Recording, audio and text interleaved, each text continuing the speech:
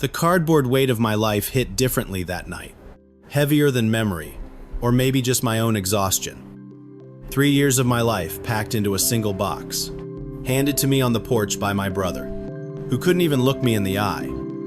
"Mom would have wanted you to have your things," he said, stepping back, already retreating to the comfort of his own life. I didn't argue. I was too drained to argue. I loaded the box into my truck, drove 40 minutes down Route 9 to the property. My mother had left me a worn-down flower shop on the edge of Mill Haven, Pennsylvania. Peeling paint framed the windows, the sign missing 2 letters. The parking lot, more weeds than gravel. Meanwhile, my brother got the house, the one I had returned to at 27 to care for our mother for 3 years while he chased his career in Phoenix. I had the flower shop, unprofitable since before I graduated high school. I sat in my truck, staring at it all. The night they mocked me to my face, calling me the help, laughing as if I were invisible. My sister looked away. That silence cut deeper than any insult. I didn't say a word, didn't defend myself, didn't need to. Because while they were busy deciding my worth, they had no idea whose hands their entire future rested in. And that night, in that room filled with people who believed I was nothing, I finally decided to show them exactly who I was. 10 years had passed since I last drove into New Haven Sound.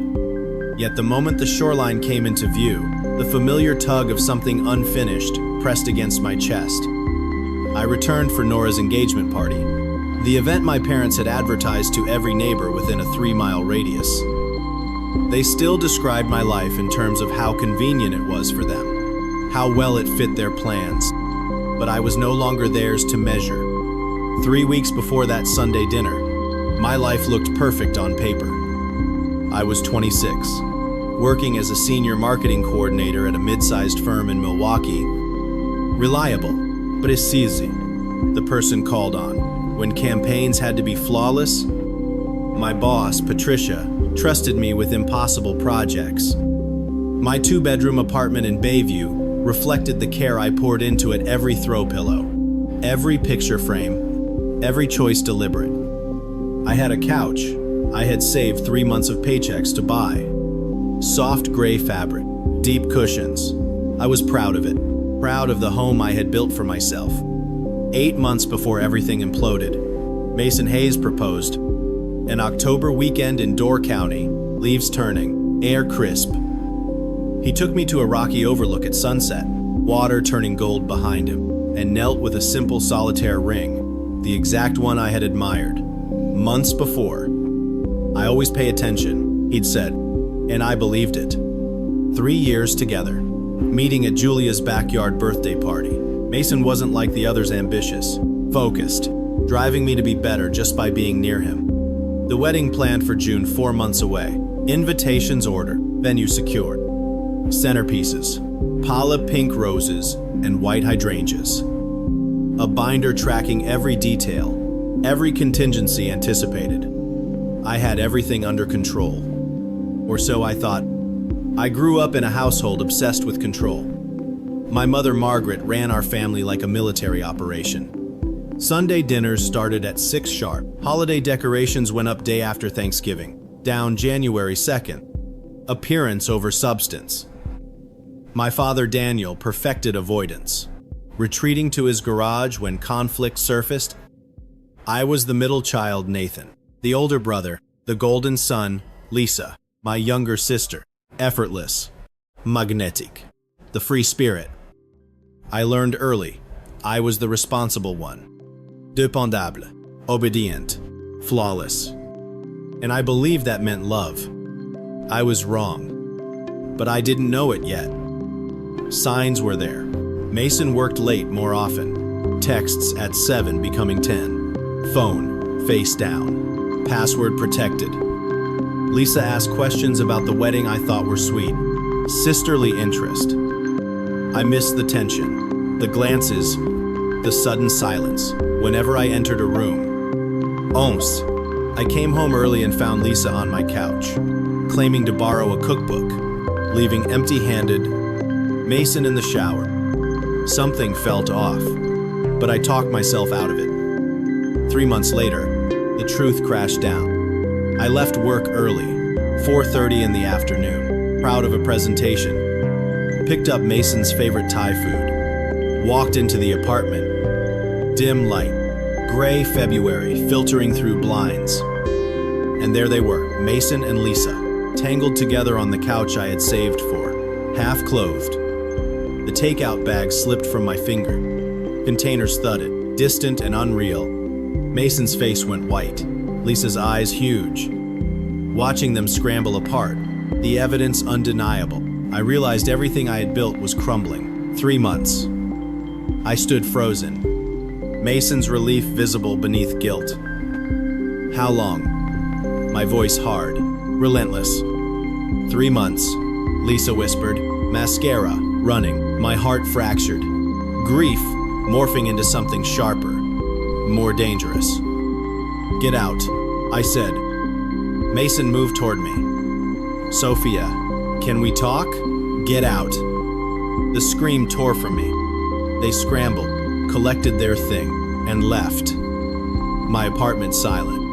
I held myself together, rigid, every breath painful. Mason paused at the door. I didn't look back. The couch, my pride, ruined. Thai food seeping into the rug. Another thing destroyed. And yet I felt hollow, detached, as if witnessing someone else's life shatter. Calls and texts came. Mason pleading, Lisa apologizing. I deleted them all. Called my mother, hoping for outrage, protection. Instead, her voice, flat, dismissive. Is everything okay? I told her what I saw. A pause. Are you sure you didn't misunderstand? Misunderstand? I tried again, desperate. She shrugged betrayal off. These things happen, she said. He was free to choose, technically. My stomach dropped. Their priorities clear. Protect Lisa. Smooth over Mason. Ignoreme. My father echoed the same, framing my humiliation as inconvenient timing. My family had chosen them over me. I realized I was alone. Betrayed. Humiliated. Abandoned. The devastation cut deeper than their affair. 2 weeks passed in a blur. I went to work. Sat through meetings, smiled when people asked about wedding plans, muttering vague postponements.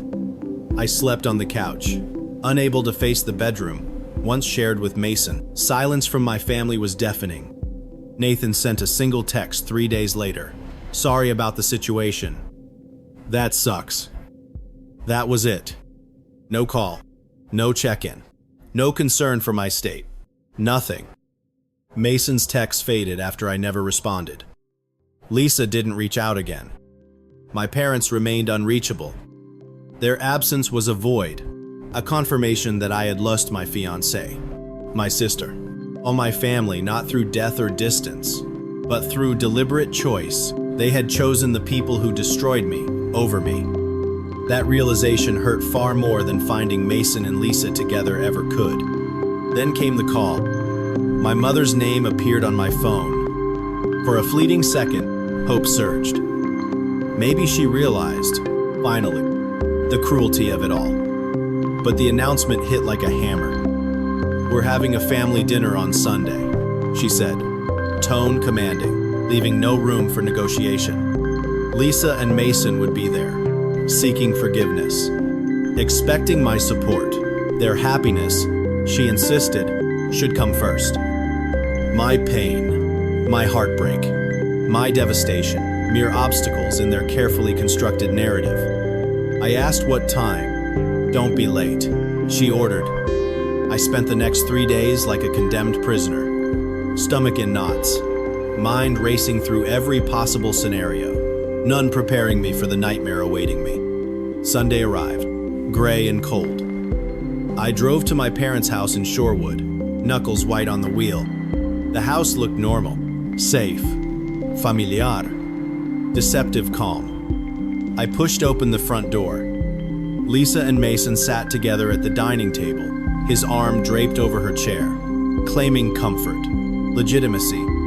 My mother set the table with good china, cloth napkins, fresh flowers, and a bottle of wine. My father smiled. Nathan lingered silently. All eyes turned to me, unified against me. "Come sit down," my mother chirped aggressively, the forced brightness masking authority. "We're here to talk like adults." My purse clutched against my chest like armor. "What is this?" I asked quietly. Her cheerfulness evaporated, replaced by steel. "This is a family meeting. Your anger is tearing us apart." Not Lisa's betrayal, not Mason's affair, my anger. "Sophia, please," Lisa pleaded, eyes swollen, voice crafted from a lifetime of manipulation. "I never meant to hurt you. We just fell in love." I saw through it all, the performance, the rehearsed words, the entitlement. Mason mirrored her, expression calculated, supposed remorse etched on his face. My father's voice, warning and frustrated, cut through. "We can't solve anything by refusing to talk." But I wasn't refusing. They had refused to acknowledge reality. My mother pressed further. "They're in love. They deserve your support. Family comes first. Forgiveness comes first." My laughter was sharp, bitter. "Support the man who betrayed me with my sister?" My mother interjected. "He didn't cheat. You weren't married yet. Technically, yes. But morally, every choice was deliberate, every deceit prolonged, every moment I spent trusting them exploited." Lisa was pregnant 8 weeks along the ultimate trump card in their arsenal. My mother announced it triumphantly, framing betrayal as blessing. My world tilted, sick with clarity. Something inside me snapped. "No." Quiet. Steady. I said it louder. "No. I will not stop crying. I will not make everyone comfortable. I will not celebrate what they did." Silence. Shock painted their faces. My father tried to intervene. I cut him off. I wanted my family to see the truth. The betrayal was theirs to witness, mine to survive. My voice trembled, yet carried years of suppressed pain. "You're not sorry." I told Lisa. "You're sorry you got caught. You're sorry it's inconvenient. You're not sorry for what you did, because if you were, you wouldn't be sitting here pregnant with his baby, demanding I celebrate you." My mother's face flushed. "Selfishness," she accused, "thinking only of your hurt feelings." Hurt feelings? Losing everything I'd built? Losing trust, love, family. I looked at my left hand, engagement ring still there, cold and symbolic of what was lost. I removed it carefully, placing it on the table in front of Mason. "You can give this to Lisa," I said, my voice calm, unwavering, since she wanted my life so badly. Mason paled, attempted pleas. I turned to my mother. "I'm done. With all of you." Her response, scoff, disbelief, commands to return to reason. "You're convenient," I said, slowly shaking my head. "You always take her side. I'm done being the sacrifice." I studied them, memorizing every expression. Lisa's tears flowed freely. Mason stared at the ring, frozen. Nathan avoided my gaze. Cowardice. Plain. I stepped out, closing the door on them. "I'm not a Bellamy anymore," I declared, claiming the freedom that had been denied me for 26 years. My mother's outrage echoed behind me, but I felt nothing except clarity, power, and the first true breath of autonomy in my life. That night I lay on my couch, unable to sleep in the bedroom, replaying the confrontation. The anger, zitting grief, fear, and liberation mingled into a strange peace. Morning came, and I started the process of reclaiming myself, filing a petition to legally change my name in Wisconsin. My grandmother, Eleanor Crawford's name, came to me, woman who refused to shrink, who chose herself when the world demanded she bend. 2 weeks later, standing in Milwaukee County Courthouse, I claimed her name, Sophia Crawford. Petition granted. A new identity, A new life. A life I controlled. I began the practical dismantling of the old life. Changing IDs, bank accounts, credit cards, work documents. Every transaction, every form, every digital presence updated to reflect the person I chose to be. I kept only what could fit in my car, and the Boston apartment my own space, mine entirely. Furniture sold, donated, or discarded. The couch, the kitchen table, the bed frame, nightstands, every relic of a life betrayed was gone. I even discarded the wedding binder and dress, symbols of dreams stolen. Photos of Mason, Lisa, my parents removed, boxed, out of sight. Friends from college and work became the only human anchors I allowed. In those 3 weeks, I carefully rebuilt. Practically, emotionally, digitally. A car full of belongings, a small apartment in Boston, and a name connected to strength. I said goodbye to Milwaukee and all it represented.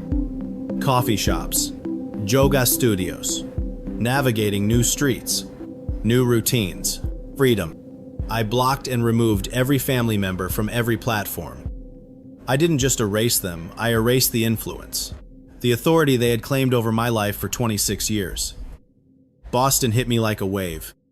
Narrow streets with no logic. Aggressive drivers honking for hesitation. Accents I'd only heard in movies.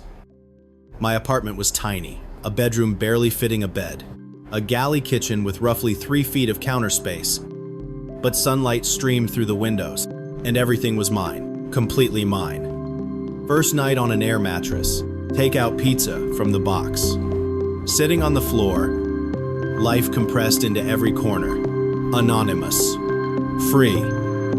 I was Sophia Crawford now, untethered from the Bellamy's. Free to become whoever I chose. Monday morning, first day at the Boston office, as Senior Marketing Manager for the East Coast Division. Office 3 times the size of Milwaukee. Floor-to-ceiling windows overlooking the harbor. Open workspace buzzing with energy. Conference rooms named after Boston landmark. Everything moved faster, people walked faster, talked faster, expected results faster. I thrived immediately. Patricia, my boss, late 50s, sharp hair, sharper instincts. You've got the Henderson account, she said, sliding a folder across her desk. Tech startup, or brand recognition, burning money on campaigns, failing to land. Fix it.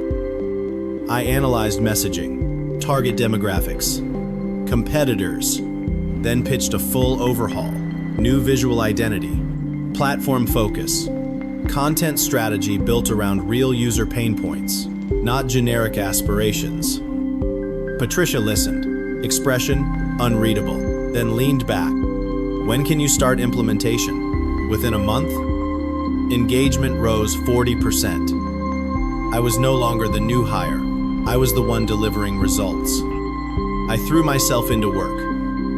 Arrived early, stayed late, volunteered for tough projects no one else touched. Difficult client, tight deadlines, campaigns needing complete rebuilds. Work became my anchor, a place where my value was measurable, where my contributions mattered. Outside work, life unfolded carefully.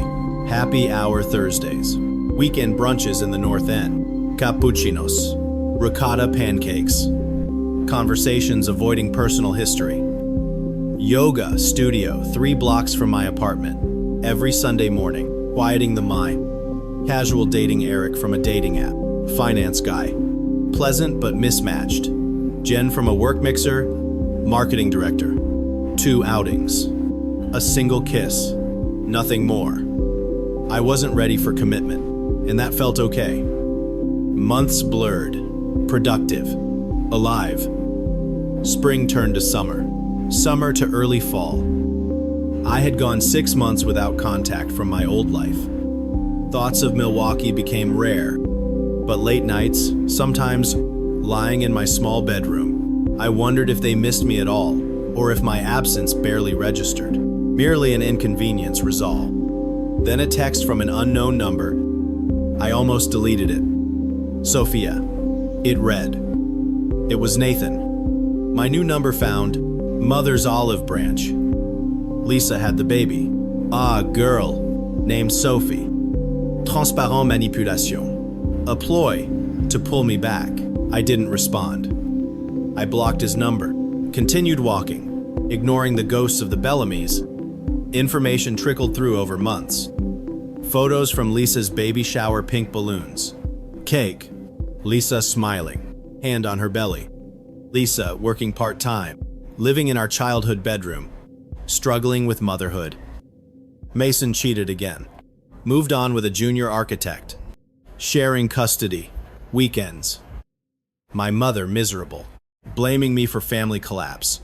The narrative they built to justify betrayal unraveling into pure selfishness. Vindication should have felt satisfying, but I only felt distant pity and gratitude. I had walked away before becoming trapped permanently. 6 months after starting in Boston, Carter entered my life. Our first meeting at a conference, discussing campaigns, industry trends. In Roy, 40 minutes of genuine intellectual challenge. Dinner followed Italian place, tucked away. Conversation shifting naturally from work to life. Ease, respect, boundaries, trust. Weeks turned into months. Texts, visits, weekend trips Boston to Chicago, Chicago to Boston. Relationship built carefully, each aware of the wounds carried. Carter transferred to Boston 6 months later. Clear he moved for proximity, not obligation. That distinction mattered more than he knew. 3 months ago, weekend trip to Cape Cod. Late September, empty beaches. Crisp autumn air, sunset walk along the shore. Carter stopped, turned to me. I love you, Sophia. I love the life we're building. Small gold band, emerald, my birthstone. Will you marry me? I said yes. I believed love could mean respect, safety, partnership without compromise or self-erasure. 18 months after leaving Milwaukee, standing in my Boston apartment, wearing that ring, I felt peace. Wedding planning different this time. Small, intimate, 20 people on the Maine coast, just 2 people choosing each other. Close friends, co-workers, Carter's family. Simplicity, authenticity. My dress, cream-colored, tea length, from a Cambridge boutique. Nothing like the elaborate gown I donated 18 months ago. Makeup done myself. FaceTime with Morgan, Carter's sister. Laughter, easing nerves. She reminded me, cry if you need to. It's your wedding. And I did. Ceremony at 3 p.m. on a cliff overlooking the Atlantic. Wind biting. Sky, impossibly blue. Sun warming my face. Chairs in semicircle. Officiant Ellen with small book of poems. Carter nervous. Joyous? I walked alone, by choice, giving myself to this. To us. Vows spoken from truth, not poetry. Carter's vows honoring boundaries, honesty, partnership. Pronouncement, applause from genuine hearts. Note polite obligation. Kisses free from shadows. Ghosts of past betrayal absent. Reception, small. Local cuisine. Intimate music playlist. Toasts, reflecting resilience, growth, respect, and chosen family. Morning after. Coffee on in porch. Waves crashing below. Text, from unknown number, wrong number. Not family. Even if it had been, I knew I was okay. 26 years letting the Bellamys define me. 2 years, rebuilding on my terms. Carter's hand in me, tracing circles, steadying. I thought of Milwaukee, of their complaints, their blame, their selfishness. I didn't wish them harm, just distance. The ultimate act of revenge, I learned, was building a life so full and authentic that absence became blessing. Choosing myself over toxic family, saying no, walking away. That was the moment I stopped being a victim and became the architect of my life. Their disbelief irrelevant. my worth no longer tied to those unwilling to honor it. Sophia Crawford, formerly Bellamy, sat watching the ocean, peace coursing through her. I survived betrayal, abandonnement, the attempt to define me. I discovered love begins with oneself. The future stretched ahead, full of possibility. I built it from ruins, and it was beautiful. Carter squeezed my hand.